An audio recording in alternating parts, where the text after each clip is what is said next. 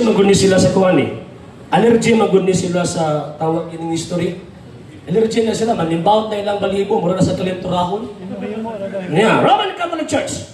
There are two equally valid definitions of the Catholic Church comparable to the twofold nature of Jesus Christ, its founder, who was both human and divine.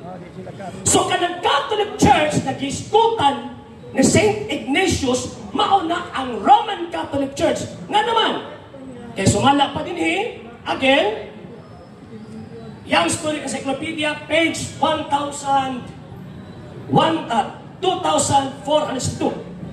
Roman Catholic Church, for the first 1,000 years after the death of Jesus Christ, all Christians were members of one religion, Christianity.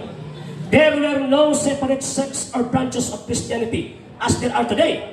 The word Catholic means, and for those first 1,000 years, all Christians were members of the Catholic Church. Less than 5 minutes.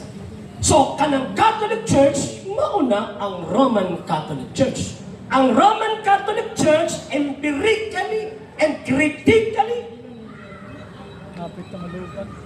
way of based sa tawagan ng atong reading, mauna ang Christian Church nga giiskutan sa balaang kasulatan. 4 minutes. So mga higanag, mga igsuon, magpaabot ko sa kong kaatbang. Actually, kining nga topic mo, kinang ginaatbang sa pinakauna na kong maatbang ng debate. Nga naman, kay as long as dili ni nila mabungkag, nagpasabot nga nagpabilin, ang tilaw, ang mga tagak o mga sulpot na pa na sila yung mga assignments. Kinahanglan nila ning bungkagon. O kung sa kada kung baka ka nang maingon sila nga, 50-50. Naging na nila, 50-50 ang tawag ining kamaturan. Si pagtuon.